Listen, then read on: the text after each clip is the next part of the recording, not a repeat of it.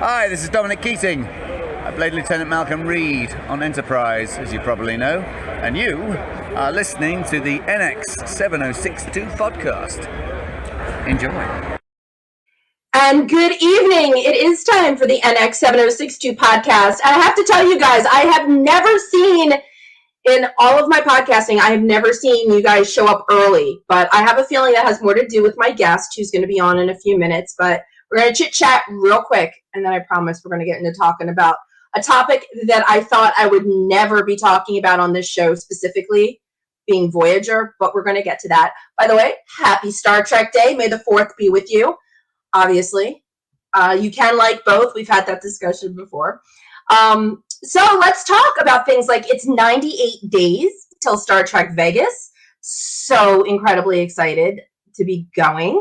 Wilson Cruz, though, in case you guys hadn't seen, has an acting something or other, or I shouldn't say acting, that's an assumption. He has something that is going to keep him from showing up. So he has been removed from the guest list, and they're back down to 108 guests. I don't know if you guys know this, but the Star Trek tour up in Ticonderoga is open again. They are practicing social distancing up the wazoo, but they are open, and they are celebrating William Shatner's birthday, and he's going to be up there on July 23rd. So anybody in the New York Northeast area, if you've ever wanted to go to the set tour, I hear Shatner is incredible at the set tour, so head on up. Also, don't forget, and there doesn't seem to be any information on this, but James Crowley, the guy that owns the set tour and created the set tour, is actually building an Enterprise D. I know he has the building. I don't know if construction started. I'm sure COVID has set him back, but we should all keep an eye on that because it's going to be beautiful. That's all I can say. If you've ever been up there and you've seen what he did with the TOS, obviously he's going to do the same thing with Enterprise D. It is all sanctioned by CBS, so you know it's going to be perfect. Also, I am celebrating the 2 weeks since I got my second vaccine, so I am now free and safe to go out in public. So that's all set up for my big road trip, LA trip at the end of this month. 2 weeks from tomorrow. I can't wait because Bozeman, Montana awaits. So now that we got all that housekeeping stuff out of the way, let's see what else we got going on. I want to make sure I don't miss anything. Yes, this TOS is absolutely amazing. Absolutely. So I can't wait to see what he does with D. But without further ado, I'm about to introduce someone who has been part of what is the most crowd-funded documentary in the world. They are the most crowd-funded doc in the world, with raising over $1.3 million and 12,386 backers for the Voyager documentary. And this man is a part of it. Everybody say hi to Ryan T. Husk. Oh, look, and you even found a better background. Oh, please. Hey, how's it going? Good. How are you? Hey, Melissa. Oh, Melissa. I'm wearing your shirt. Check it out. Oh, there we go. There it is. It says, "Make it so, number 4."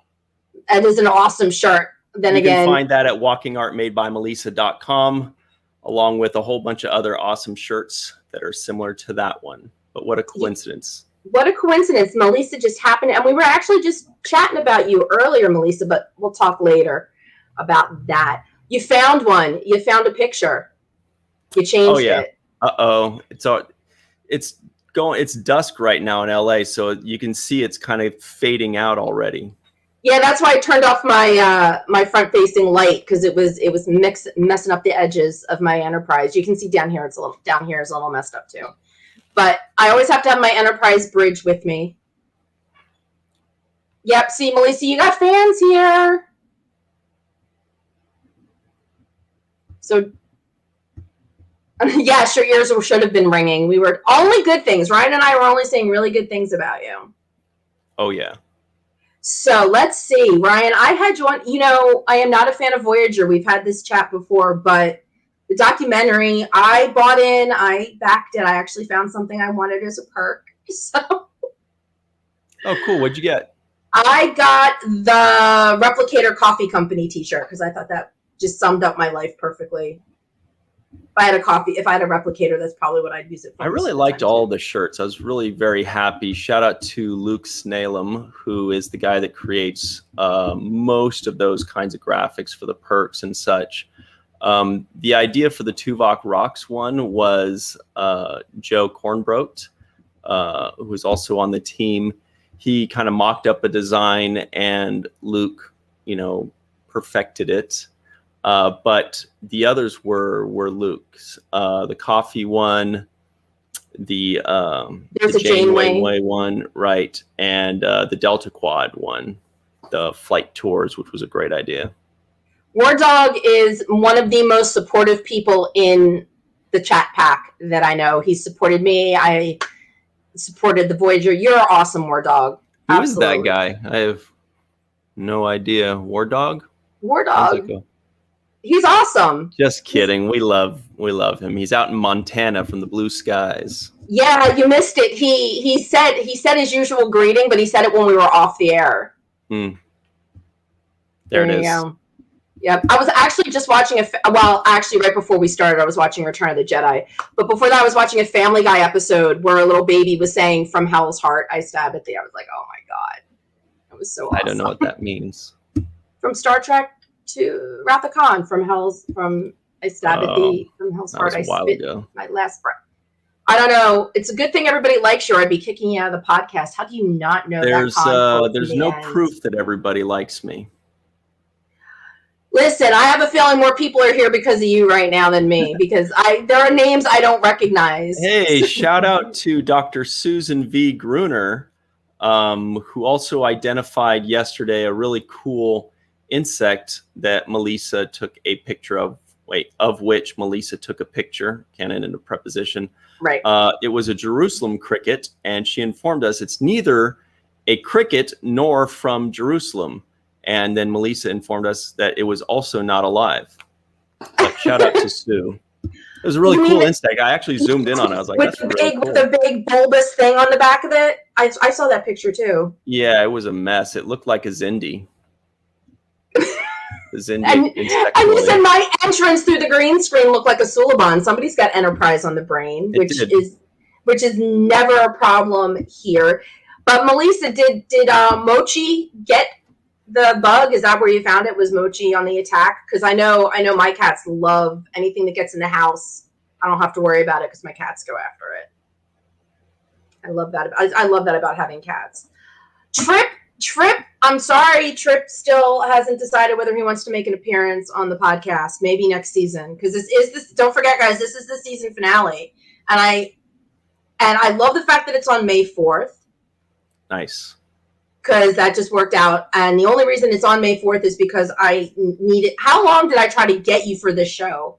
I think I was bugging you like every other week. You free yet? Are you free yet? Are you free? I know you're busy, but come on, find some time to do this for me. We're going to talk about the documentary. This week. It definitely worked out much better this week. Well, that's awesome. So right now, I mean, you guys have all this money to do all these amazing things. Where are you now with the documentary? Like, are we filming? Is COVID really screwed you guys up? Yes to both of those. COVID really screwed things up and slowed things down last year before I joined the team. So that really kind of, killed Voyager's 25th anniversary in almost every way. But now things are ramping back up. And a small team, but a very vital team, the most important team, went up to Northern California this past weekend and interviewed Jerry Taylor, showrunner of Voyager. So that was a really great way to kick off the next round of filming. We just posted a picture of that little selfie they took of that. I saw that. Weekend. Yeah. So that's where we are with that. Tomorrow we'll be discussing, more production to-dos and news and what's next. But there's a lot to do. There's a lot to do, and it's a really good, small, efficient team, and these guys are just... Well, I I'm very mean, confident in them. it seems like to do something like this, there's just so many moving parts because of, it's not just here's the script, get the actors, shoot it. It's not like you can make everybody work on your schedule because, like you said, you had to go to the showrunner. You've got to, I know you guys are going to be working with fans just like in What We Left Behind, right? You guys are going to be talking to the fans. Yeah, most documentaries have that. So who knows if this documentary will include that as well. Basically, it's just going to be like shooting everything, recording everything, and then the documentary, the footage kind of dictates the story of how the edit should go. And I'm definitely not an expert in documentaries. I'm an expert in watching them only. But that seems to be the way that they do that. And most people do that. Just record everything, shoot everything, ask everything, and eventually a theme kind of presents itself. And you just follow along that in the edit. So maybe. So do you think you're going to be in it talking about Voyager at all, or are you just totally behind the scenes? Me? I don't think I will, no. I mean, maybe if something comes up where I would be needed, like if they want to talk to a fan or if they want somebody to, mention Enterprise at inappropriate times, maybe, but I don't think so. Then you point them in my direction, but yeah. Yeah. All right. I think I don't think I'll be in it. I'm not planning on being in it except for in the credits and behind the scenes and stuff. So, did they do interviews on the last Star Trek cruise? Do you know? Yeah, tons of them. And a few of you that are in the chat right now were in the Star Trek cruise or on the Star Trek cruise. And so they did a lot of recording. That was the last recording they were able to do before the pandemic hit. So before basically like a 14 or 12 or 13 month non-filming hiatus, because you can't really film anything in person. And obviously nobody wants to shoot a documentary via Zoom. That's just loses a lot of... There's a personal touch that gets lost. Right. It loses a lot of that intimacy. Intimacy, that's the word, yeah.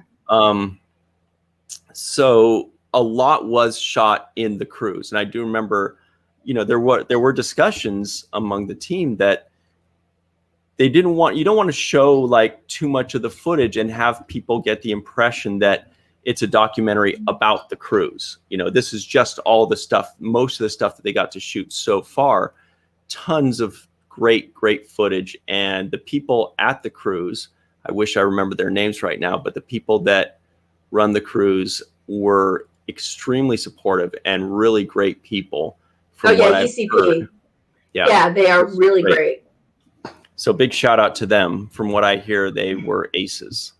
Yeah. When I was on the cruise a couple years ago, I got to know a couple of those guys, and Entertainment Cruise Productions. They put on a great show, and they're really good people. So that's awesome.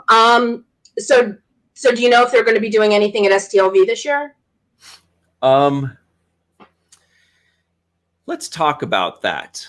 Yes, let's. Star Trek Las Vegas. Sorry, I'm pausing a little bit. I'm kind of stalling for time because I feel like I'm going to sneeze, but I think it's passing. Okay. So, Star Trek Las Vegas. I don't think anything Voyager documentary related is going to be happening at STLV this year. I don't think so. Many of us will be there representing, maybe there'll be some things going on at a couple tables. Right. There'll definitely be a presence, but I don't think we'll be recording anything or interviewing anything. I don't think there'll be any official documentary footage shot there. Okay, but you're going to be there. Oh, I'll be there. So if somebody wants to hit you up and try and get some insider info on what's going on with the documentary, they can go find you, bother you. I don't give inside info. Oh. Anne-Marie's worried you're catching cold. I don't have a cat. I just have a stray cat that has a terrible sinus infection. And so, yeah, who knows? Oh, yeah. Some of my cats sneeze on me when they're all congested because they're all like, mommy, mommy, mommy. And then I'm like, don't sneeze on me. Like, I'll comfort you until you get gross. And then it's like, get off me. But that's when they're their cutest. Oh, when no. they do their tiny little sneezes. Yes. I have a Siamese cat, and my Siamese cat does that. In fact, when he wasn't feeling well a couple months ago, he would just come and lay on my chest and like make little sniffling noises and sneeze on me. But I will definitely be at Star Trek Las Vegas. I'm planning on it at least. I got my second shot going inside of my veins tomorrow, in fact. Congratulations. So, thank you. So that will definitely be in time for August. Pfizer or Moderna? Moderna. Oh, and I'm planning on being there. If something comes up, then I won't, but I'm planning on being there. I'm hoping to be there. And I think it's going to be a raucous good time. And I hope to see everybody there. Y'all, we're going to be there. I'm probably going to be with Lambda Quadrant. I'll be running around probably doing interviews. Like I said, this for last year, and it goes for this year. Anybody that can't make it, because I know there's a bunch of people out there in the room that can. But for those of you that can't, you send me your questions. If you have a question for Ryan, if you have a question for one of the actors in the vendor's room, and I will try and get you your questions answered, because that will be my season premiere in September, will be the whole STLV experience. So yeah, if people think of questions, I will be there for them. I had some really good interviews last year. I got Bob O'Reilly. I got this is what we were talking about, Bob and JG. And if anybody bought the Zoom experience for their Voyager documentary contribution, you are in for a treat and a half. They're a party. They are a party.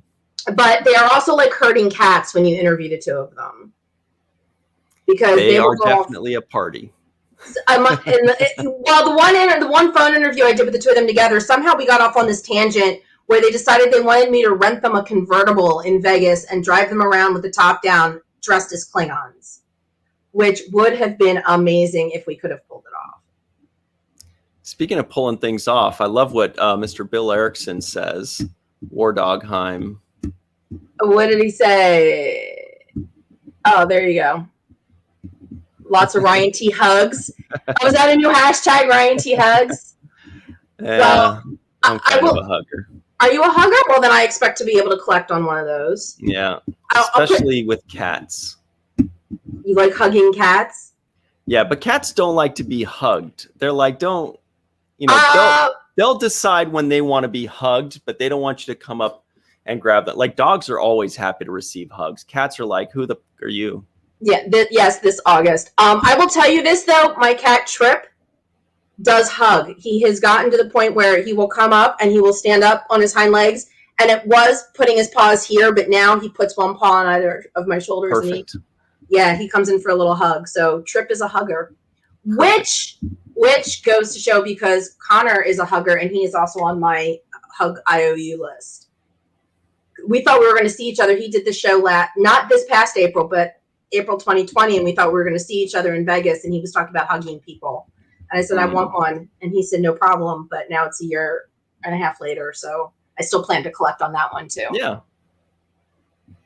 Well, of course I have a cat named Trip, because I already had a cat named Reed. I have Trip and Reed. We have, by the way, 3 doctors so far that we know about that are commenting in a row there. That's Dr. Susan V. Gruner, Dr. Anne-Marie Siegel, and Dr. Muhammad Noor. So you're attracting a lot of doctors to your show today. So there you go. If you're playing Dr. Bingo or Dr. Poker Doctor Who. Doctor Who, there you go. Anne-Marie's not. All right, so everybody make note. She is not a hugger. I don't know. Are you being sarcastic or honest? I believe that about her. Okay. She seems, more of a fist bumper, elbow bumper? I think she's more of a waver. You know, some people, some people, when they feel a hug coming, they try to beat you to it by waving. They go, hi, hey. Right, yeah, they step back. And that's their way of saying, let's keep it like this. Let's wave. To answer Sue's question from earlier, yes, this August we are all going to be in Vegas. I'm going early to celebrate my birthday. My big birthday party last year was supposed to be right before Trek Vegas, and obviously didn't happen. So we're having a redo on my birthday. So I'm going to be there the weekend before the convention starts. So anybody that rolls into Vegas early, you're all invited to the festivities. Just have How to early are you going to be there? The weekend before. Okay. So I'm flying in on the 5th. So the 5th, 6th, and 7th, I'm staying not at the Rio, and then I'm moving into the Rio on Monday in time for the convention. Mm-hmm. So I just hate that they moved it because it used to be over my birthday. The last two Star Trek conventions were actually on my birthday. One of the days was on my birthday. It's right around, every year it's right around Sirach's birthday too. So everybody at home, if you're going to give Sirach a birthday gift, just bring it to Star Trek Las Vegas. I think his birthday, God, I'm usually better at this. His birthday is like around August 9th-ish. Well, somebody could go on IMDb and find out. It's not going to be me. So this year it's going to be a little bit after his birthday, but that's okay. August 7th. Got it. Okay. There you go. August 7th. All right. No, it's starting. Yeah, it is. It's starting after his birthday. So yeah, I mean, if you wanted to, mine's August 1st. So I'm not even going to be out there for my birthday. Last year it was the weekend before, so it would have worked out perfectly. Birthday weekend and then Vegas and then the convention. But you do what you got to do. We've all had to readjust. So War Dog's a hugger, but War Dog's not going to be in Vegas. He's already mentioned he's not going to be in Vegas. So there's still time to change his mind. Well, that's true too. But I didn't get to hear. I don't know if you heard when you were in the green room, but I am stopping in Bozeman, Montana on my road trip. That is the first stop on my road trip. Well, when I was arranging this road trip with my friend, she and I are driving from Seattle to Kentucky to go visit her daughter. When we were arranging this little road trip, she's my best friend, and she's so funny because she's so just laid back. Like, whatever you want to do is fine. I'm like, well, how are we going? She's like, I don't know. Go look at a map. I'm like, cool. And then I saw Montana, and then I'm like, wait a minute. And then there's 2 different routes that you can take, basically, to get to where we're going. And one of them went through Bozeman, and one of them went through Denver. But since she doesn't care, I merged the 2. So we're going to hit Bozeman and then Denver. And then there's a Superman museum in Metropolis, Illinois that we're going to be able to get to. That's cool. Before we hit Kentucky. So, in fact, we're readjusting the time that we're leaving so that we can be in Bozeman when people are awake. Because it's only 10 hours from Seattle. So we have to figure out when we're going to be pulling into Bozeman to stop for breakfast, because I wanted to at least be able to say we stopped there.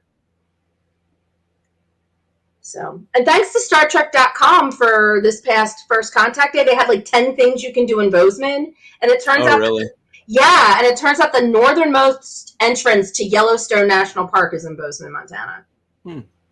So it's like, so we could do like cultural significant stuff, or we could just go to a bar and say, woohoo, we were in Bozeman. Happy First Contact. And speaking of which, shout out to the late, great Chadwick Boseman.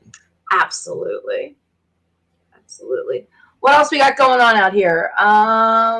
Superman Museum. Sounds amazing. Yes. It was actually featured on a collectible show on MeTV, which is how I found out about it. And they have a complete Christopher Reeve costume from the movie. Isn't Christopher Reeve the Superman? Can we just say this right now? Can we just go ahead and establish this as canon? We can. He is the one and only. Henry's not bad, but I was just having this conversation this morning. The one and only actor who was ever able to make you believe that a pair of glasses and a hat could be a good disguise was Christopher Reeve. Yep. Because plus, I haven't seen any of the others, so that's probably why too. Well, don't waste your time with Superman Returns. It's stupid. Brandon Roush sucks. That's all I'm going to say. And Henry's not bad, but he can't do the Christopher Reeve thing. He can't make you believe that a pair of glasses is enough to make you believe that they're 2 separate people. And I really think Christopher Reeve was the only actor that was able to pull it off. Pull it off like a pair of sunglasses. There you go. Well, now we're talking about whatchamacallit from CSI Miami. This would have been funnier if I could remember. David Caruso was the pull off the sunglasses champ, wasn't he? Did you ever see? You've never seen CSI Miami? I don't watch stuff. You're just I don't in really. stuff. You're in stuff. I really just follow sports, and I got a frowny face about 40 seconds ago because I just checked and the Warriors just lost. It was a tie game with 3 minutes left, and they just lost to the Pelicans, so I'm pretty upset about that. But that's what I watch. Oh, okay. See, Melissa, I knew that I liked you for so many reasons, and now this is just another one.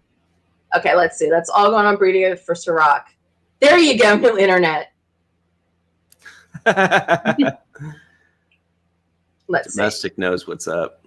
Yeah, absolutely. Really knows the geek thing, but poor Henry is muscle on muscle. Yeah, well, just in case somebody doesn't know this, Christopher Reeve did not want to wear a muscle suit, and he spent like 6 months before the shooting because he was a string bean. When he tried out, he was really thin. When they gave him the job, he went completely method and bulked up. So everything under that super suit in the movie was him. Well, that's good because those puffy suits almost never look good, especially back in the 80s. It would have looked terrible. That's something else the Superman Museum has, though. They have a George Reeve muscle suit because George Reeves had to wear a muscle suit. I've also been watching those old Supermans, and he was a dick. His Clark Kent was kind of a dick. Really? Yeah. So you should have called him Clark Kent. There you go. Yeah, sorry, but you're right. Christopher Reeve is just the end all be all. So another question, because the other thing that you do that I love is the WTFs, the Watch the Firsts. Can we expect any more new episodes of that coming up? Well, yes. In fact, we're just working on what we're going to record this weekend. We're trying to figure out exactly what the details of that are. But we do have, I can tell you that we've got some episodes coming up in the coming weeks. The shows that we are reviewing, everybody, ladies and gentlemen, at home, Resident Alien with Dr. Muhammad Noor. Actually, everybody in the comments section, basically. What We Do in the Shadows with Melissa Longo. And an animated series called The Avengers, United They Stand with Rico Anderson, who is not in the chat. Yeah, where is Rico? Rude. Oh, there you go. Denise Crosby would probably love this. My Little Pony.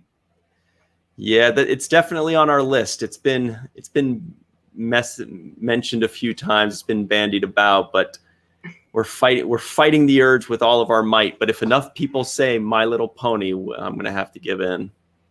Well, I made a suggestion once that what you guys should watch, and now I can't remember what it was. Let's see. If I put it in your comments once, like 1,012 years ago. Hey, look who's finally here. Magic Lasso. Lasso, you see if you can find, Ryan, you see if you can find what I suggested, because I have something to do for Lasso. Actually, I have a couple things to do for Lasso.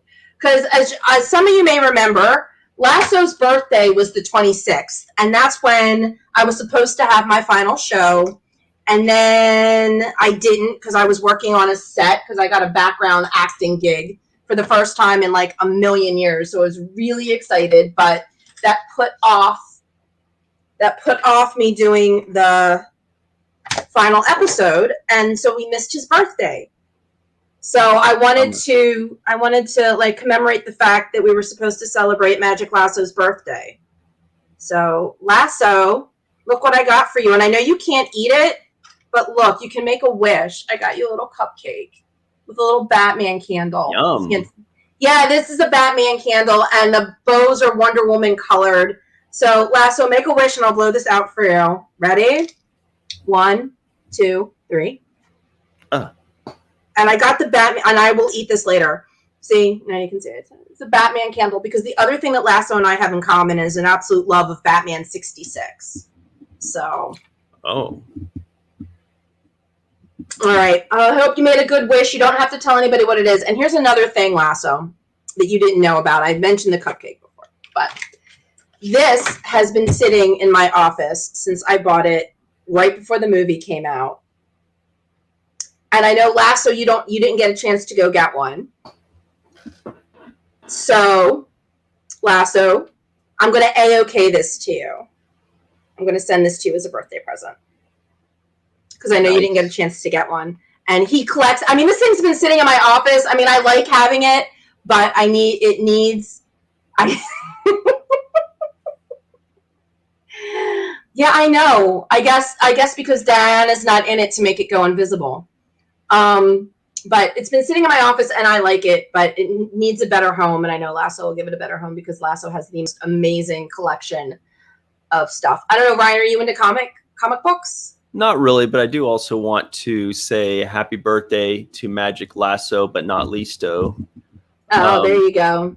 And I also want to say that cupcake does look very good. That's an excellent birthday gift from you to Magic Lasso. Oh, I think we should have cupcakes at Star Trek Las Vegas. If anybody can make chocolate, if anybody can make or find or bring cupcakes to Star Trek Las Vegas, especially chocolate flavored ones, that sounds like a very nice convention treat.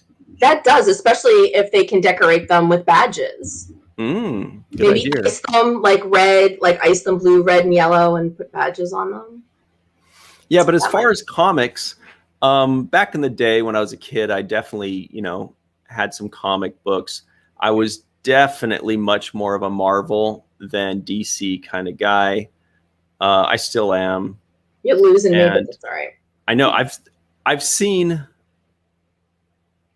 I guess I've seen very few DC movies. I've seen the Superman movies back in the 80s. Right. I saw the very first Batman with what's his name? Michael Keaton.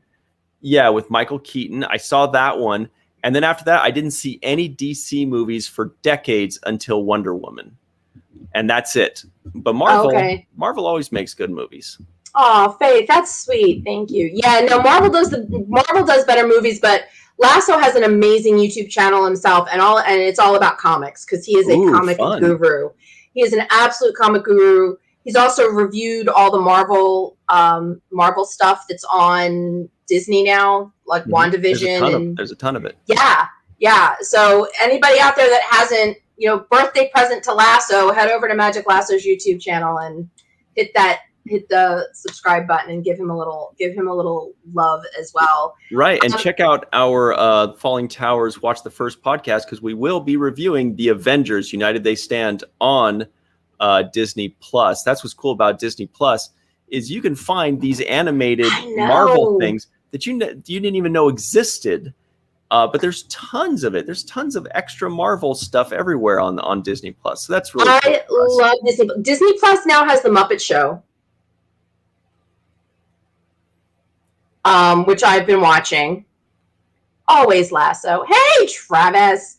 But I've been rewatching because the Muppet Show, there was a Muppet Show with Mark Hamill and C-3PO and R2-D2 and Christopher Reeve and Linda Carter. So I've been rewatching the Muppet Show Dinosaurs, which is one of my favorite shows. Did you ever watch that, The Puppet? I know it's TV. I got to be honest.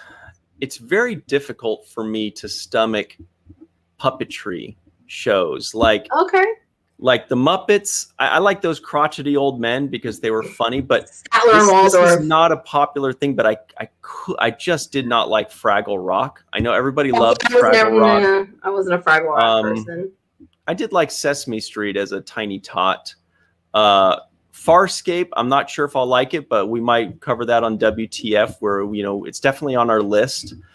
Even the Dark Crystal, the newest version, I liked the Dark Crystal and I liked it as a kid, but it was still, you definitely lose something with puppets, for me. Oh, wait, wrong one. That's what I was looking for. I think Marie's a little upset. Why is it? Because of Fraggle? It's probably because of Fraggle Rock. You're not allowed to say anything bad about Fraggle Rock or Scooby-Doo, and I don't like either of them. I was never a huge fan. I was never huge. Avenue Q, I've only ever heard the music, but I would love to see it because that's very adult puppetry. It's all the rage right now. Dinosaurs was awesome, but Michael Dorn actually did a voice in one of the episodes of Dinosaurs. That's cool. Yeah, and Faith is right. Yeah, it was like people inside of the suits, except for the baby.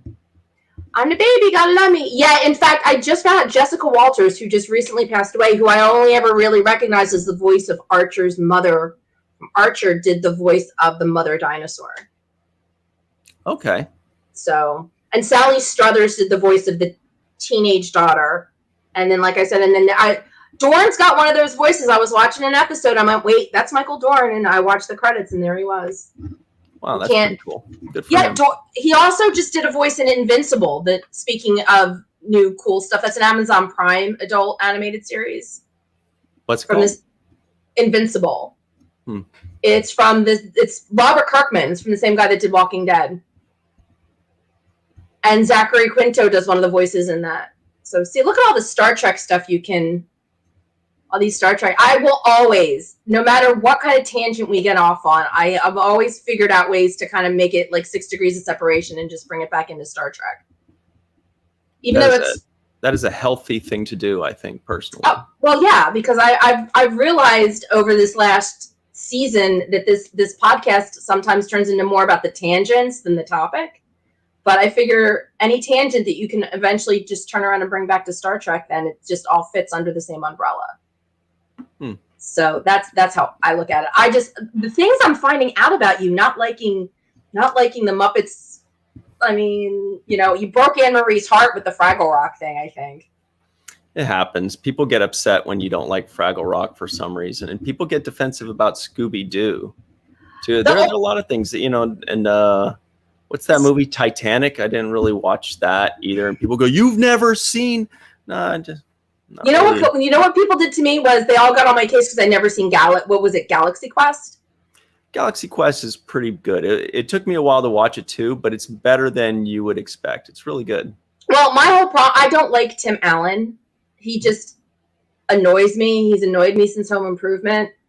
And it took a lot for me to sit down and watch Galaxy Quest, but everybody was getting on my case about it because of the tie-in, and now working the conventions and knowing some of the actors and everything, it really hit home for me more. So I appreciated the movie more outside of the fact that Tim Allen was the star. Yeah. So I mean, the only reason I watched Jungle to Jungle is because Dominic Keating was in it. Otherwise, I would never have watched it. Jungle to Jungle? Yeah, it was a really bad Tim Allen comedy back when he was, he was doing a lot of comedies at the height of Home Improvement. They were trying to capitalize on it. So it was about, he was like some big developer and he had a fling with some woman and she went off to go work in some tribe somewhere. So he had a son he didn't know about. And the kid had been raised within this tribe, so he didn't know anything about modern civilization. And Dominic had a small part in it. So I'm like, I'll watch it if he's going to be in it. Because he was also blonde. And I'm like, I got to see a blonde Dominic Keating. Oh, really? Yeah. Yeah, he was. It's bad. It was bad. But like I said, all right, what's going on in the chats? You guys are all having these conversations without us. Yes, he was. He played the blonde. Something that documentary film thing that was going on, he was like one of the assistants. Yeah, it was funny. Yeah. And Martin Short was in it, so I felt like I could sit through it because I like Martin Short too. Mm-hmm. That's my review of Jungle to Jungle. I liked the supporting cast. Let's see, what else can we talk about? What else is going on Star Trek-wise in Ryan's world? I mean, is your world like basically all Voyager and Seventh Rule? Is that pretty much it? Yeah, the Seventh Rule takes up a lot of our time. A lot of people in the chat are from there. Shout out to all of them and our good buddy, Mr. Surak Lofton, who is just a constant and forever pleasure and delight to work with. We always have a good time. And he doesn't remain quiet when I mention basketball scores. He gets right back. He's like, oh, really? Boy, yeah, did you see the game? Most people, when I mention basketball scores, they go, okay, why are you telling me? I'm just giving you your mail. But but Surak will forever talk to me about basketball, which makes him a great person. And we always have a good time on the show. Melissa. Oh. See, look, you talk about Ciroc and videos freeze. Maybe you're right. Ciroc's just a jinx across the board. Speak his name, say his name 3 times, and your video freezes. Can't, no way. I've learned my lesson. That's it. Okay. Oh, wait, hold on. And it was in Jungle to Jungle, although I fell asleep while I was watching it. Yeah, see, it's not that good of a movie, but yeah. So, all right. So people want to know if there's going to be a VTC 3. That's an excellent question. So that's, to be honest, the answer is maybe. There was a possibility of maybe having one in May or June, but I think that possibility is passing away because I've just been too busy. There's just too much going on. Right. I would like to do another one, and shout out to our awesome team that helped make that happen. People like Michael Kenyon Rosenberg, Scott Baker, Melissa Longo, Anne-Marie Siegel, obviously Ciroc Lofton, and a few others. I know, I just said it once, but they really helped make it happen 2.5 times. And we'd love to do it again. I think there's definitely good times to be had. It's free to everybody. So we know we're not putting anybody out. We're just spreading the love and spreading the joy and having fun and connecting. It just feels like it almost feels like a giant support group, you know, for Star Trek nerds.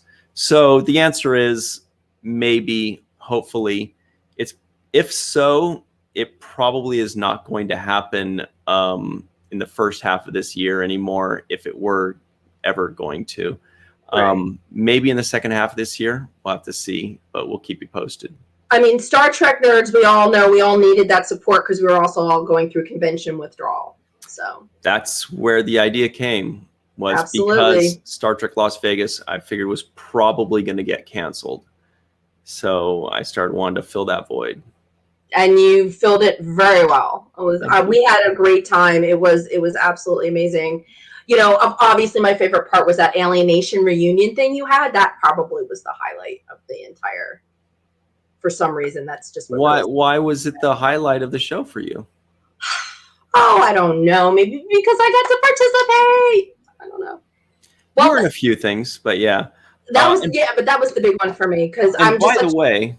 By the way, everybody at home, if anybody can name a 5 or 6 day in a row virtual convention, I'd love to hear it, because I don't think it's ever happened, and I don't know if it ever will. I think we're still the only one. We're the first and only to ever do something like that.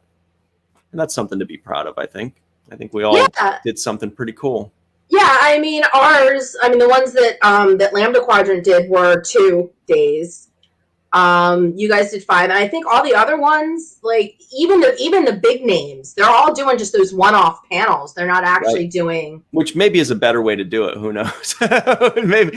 I mean, they're pretty successful, so maybe they know something we don't. But yeah, but you know what? Their business model is a little bit different.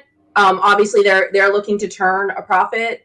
Their business model is different, and it's more about. I think it's. Yes, it's something for the fans, but the fact that they charge for like those one-on-ones and the autographs and everything, they're trying to keep themselves afloat. Right. And what we're doing is just trying to fill the void of missing conventions and actually create a virtual convention. Right. Understanding that the conventions are more than just the celebrity experience, but the conventions are about the family that you get to see and the people that you get to connect with. And so that's what we were doing. That's what Lambda Quadrant was doing. That's what you guys were doing. And that was obviously, that was a little more important, I think, at least to everybody out there, I think. Yeah. I mean, I have to tell you, GalaxyCon's come full circle. They've got another Connor, Dominic, John Billingsley panel coming up at the end of this month. Mm-hmm. And I remember I went to the first one.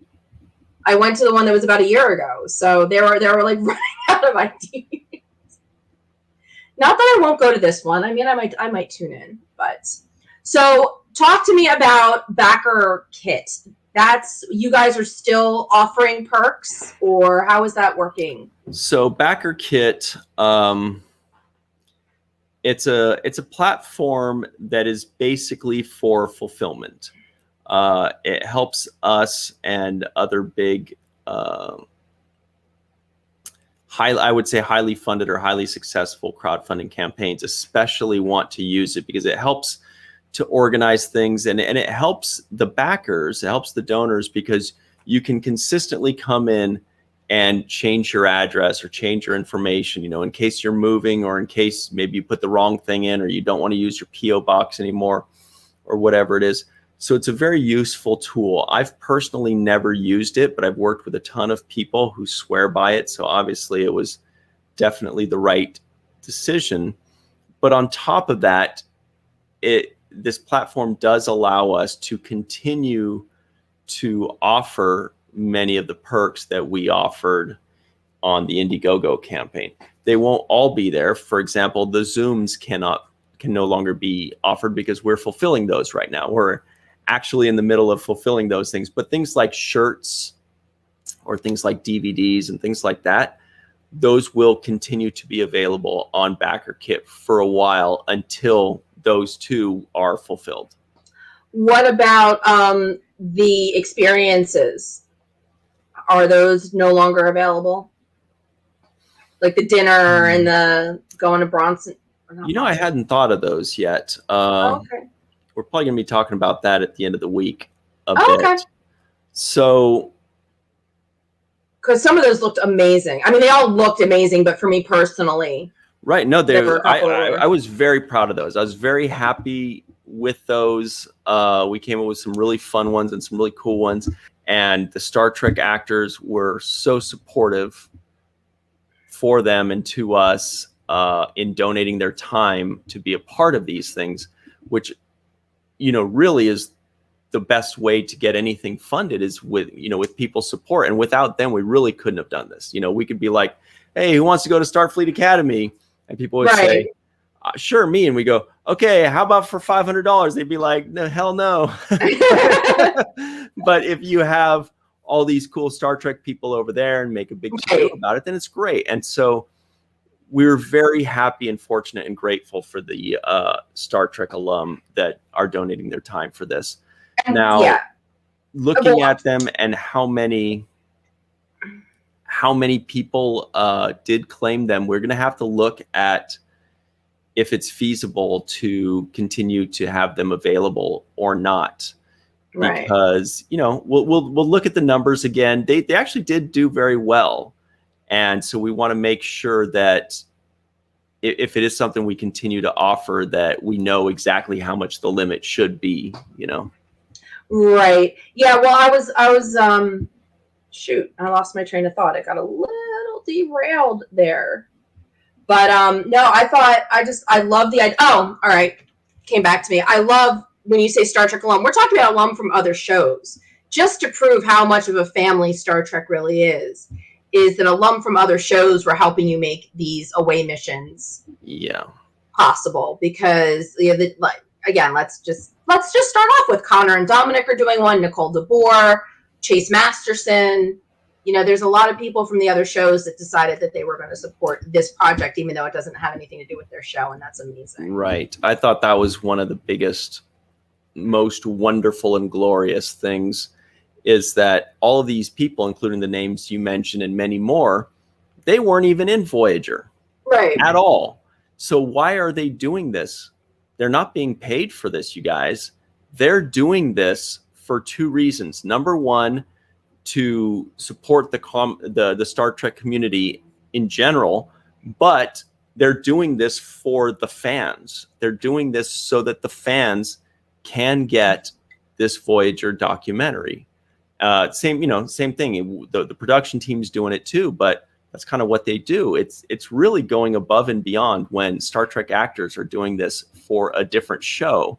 It doesn't benefit them at all. They're literally just doing this out of the goodness of their heart. And it's humbling. It's wonderful. It's amazing. And shout out to Lolita Fajo, who is a producer, and she definitely hooks up the talent for us.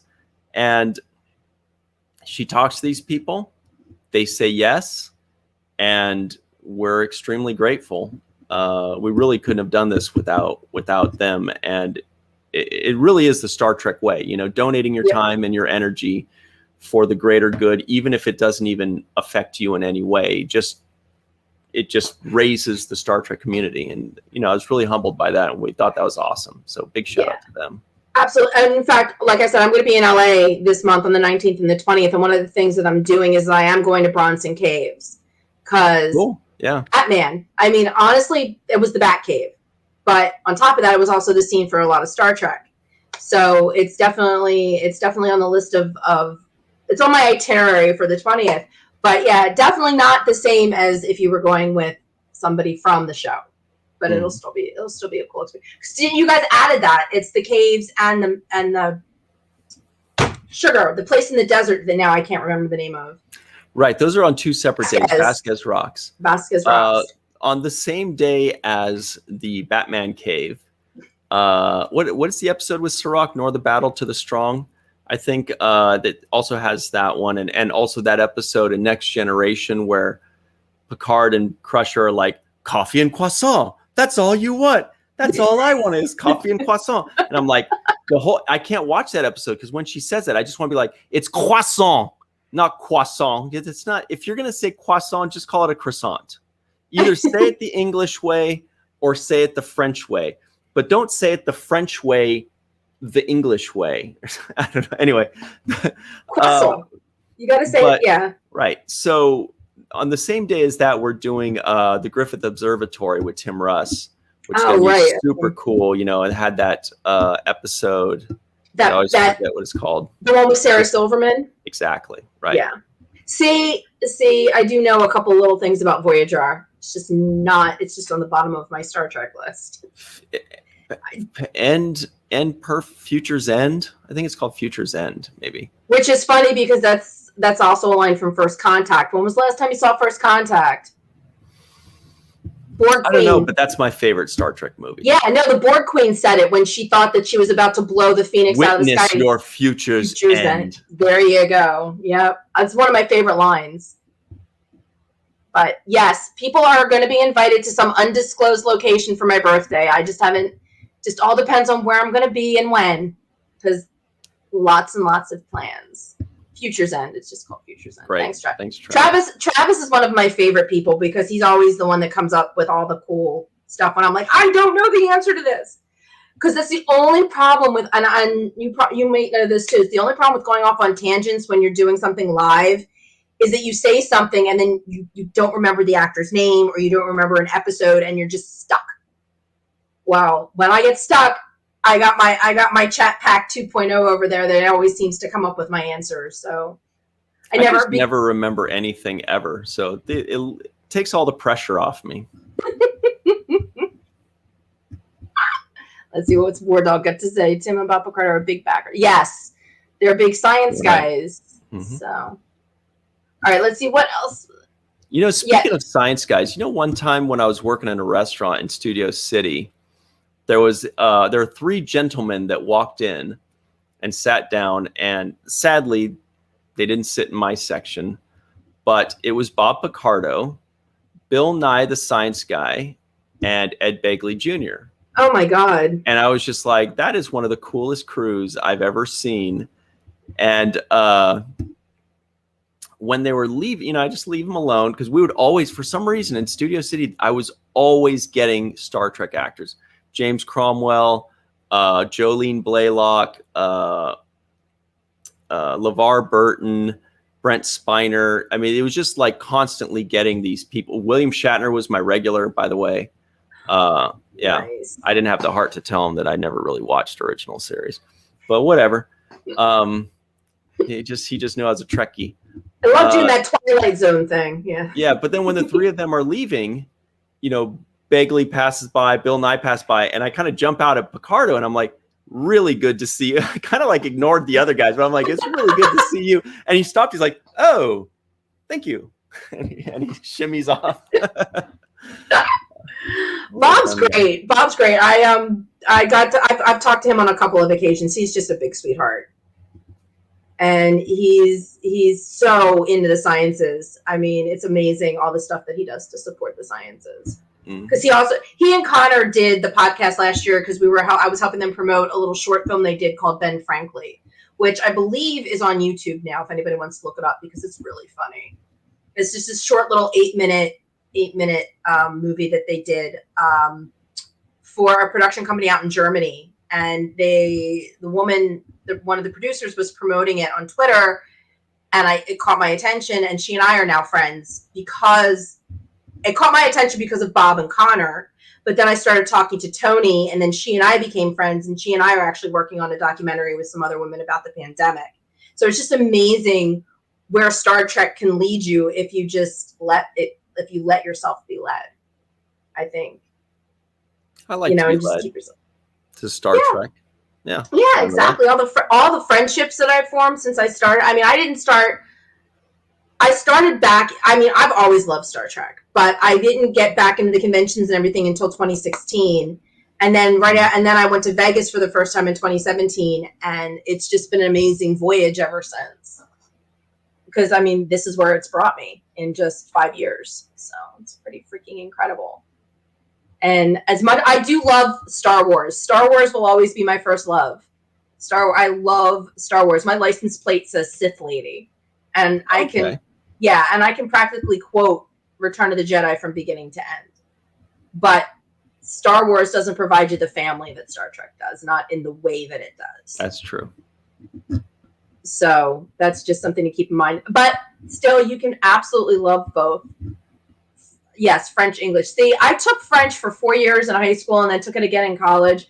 And the one thing my French teacher never let us do was speak with a bad accent. So for me, it's always a croissant.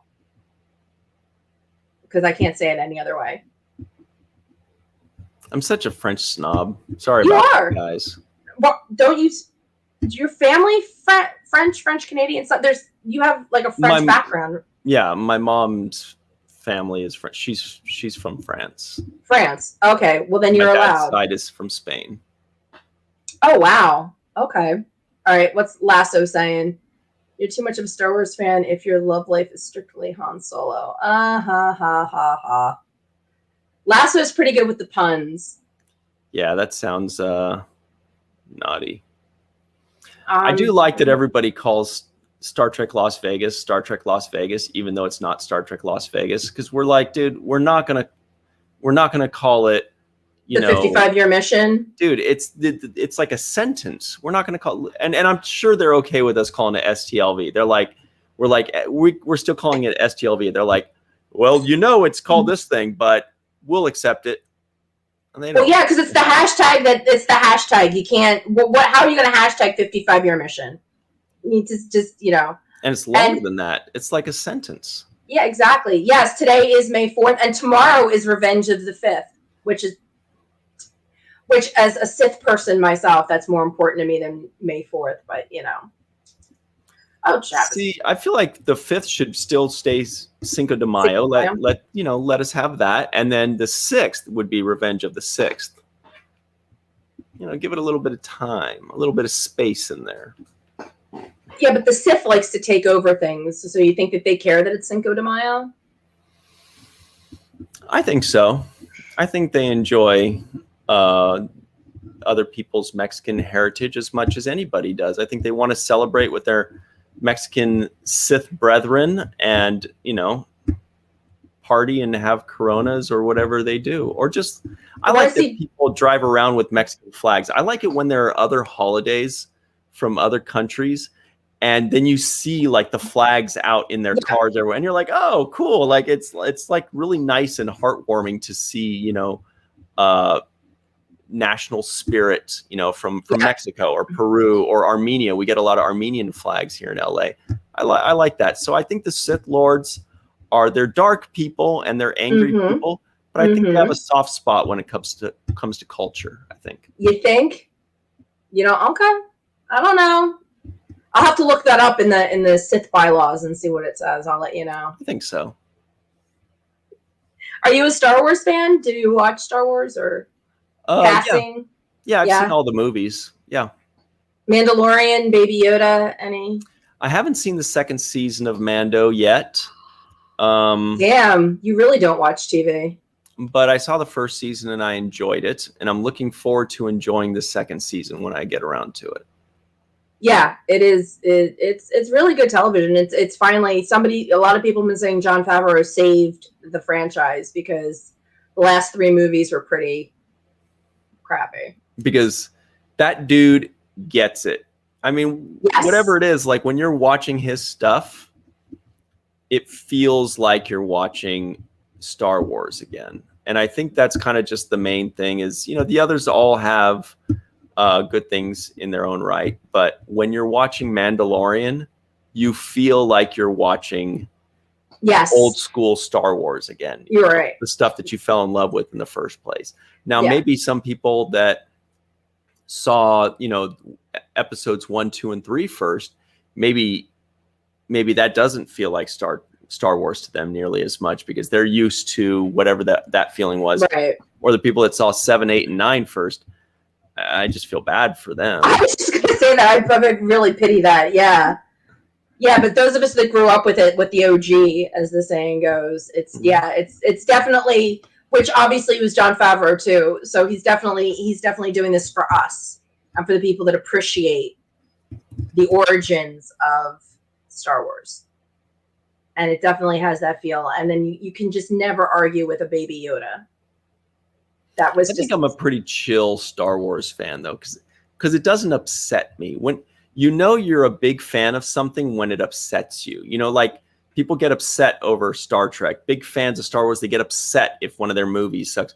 To me, I'm right on the cusp of like I enjoy watching Star Wars, but if a movie sucks, I'm like, no big deal. I'll live.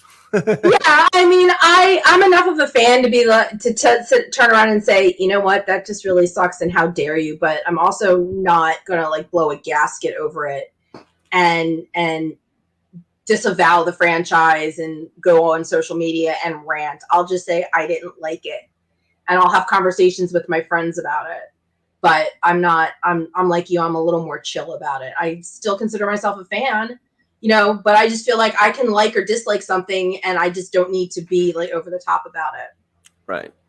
There are just more things to be upset about. So any final words on the Voyager documentary? Anything else that you can share with us? Well, we're going to be shooting a lot this year for the Voyager documentary. And it's going to be amazing. It's going to knock your socks off. I was going to say the same way the Deep Space Nine one did, but in a different way, honestly. I personally loved the Deep Space Nine documentary. I was blown away by it. I also loved the captains. This team has made so many great documentaries, all the best ones, really. And so, everybody knows. They don't need me to say you're in for a treat. They all know. They're like, dude, we know it's going to be good. And I think that's a big reason why we're able to raise so much is the track record. People trusted us. People say, hey, these guys make good documentaries. They, we're happy to support this kind of thing. We want to support a good documentary, good Star Trek documentary, and we want to celebrate a groundbreaking series like Voyager. So it was really a perfect kind of situation. And I think people are going to look forward to some really great stuff coming out, and we'll be fulfilling all of the Zooms this summer.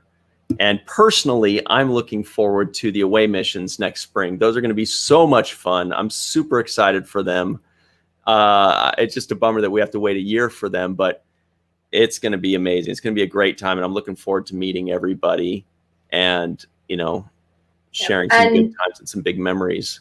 So if people want to stay abreast of all of this, it's at Voyager, it's at VOY documentary all over social, right? Right. Exactly that. Any social media, VOY documentary.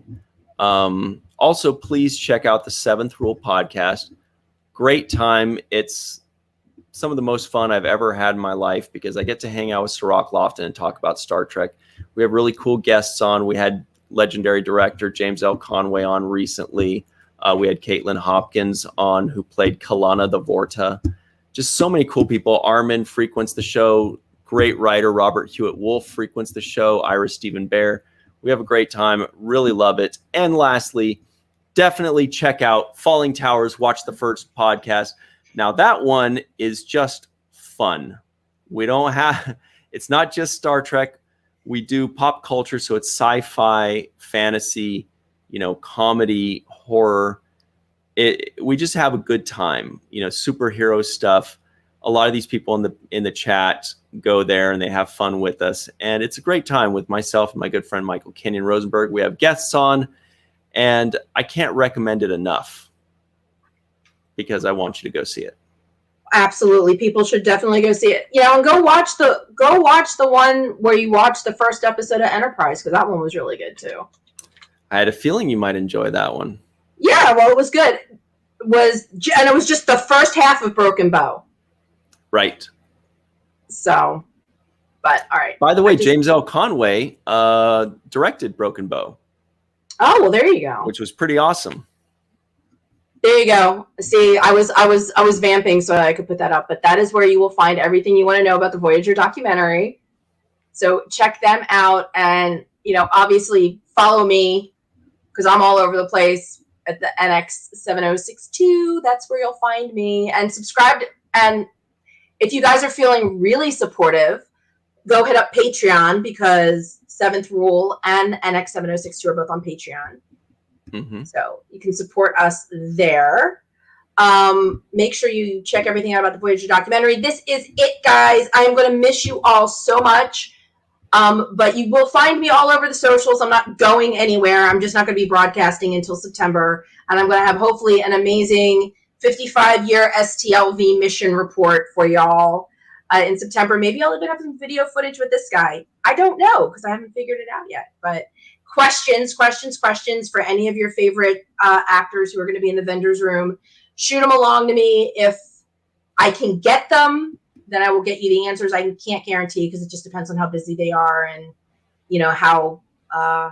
how generous they're feeling, if they feel like doing yet another interview, because trust me, I am not the only podcaster that tries to get their time, and they're really there to do their autographing. So guys, I am so going to miss you. Happy birthday, belated one more time, to Magic Lasso. Ryan, thank you so much for closing out the season with me. I really appreciate it. My pleasure. I'm not going to miss you guys out there, because I'm going to see you tomorrow at 6 p.m. Pacific time on Falling Towers Watch the First podcast. We will be doing, let me check to make sure which episode. Yes, Resident Alien with Dr. Muhammad Noor. So we'll see you then. Absolutely. Until I see you guys again, live long and prosper. Hey, this is Connor Turner. You've been listening to the NX7062 podcast with Stephanie. Enjoy your evening.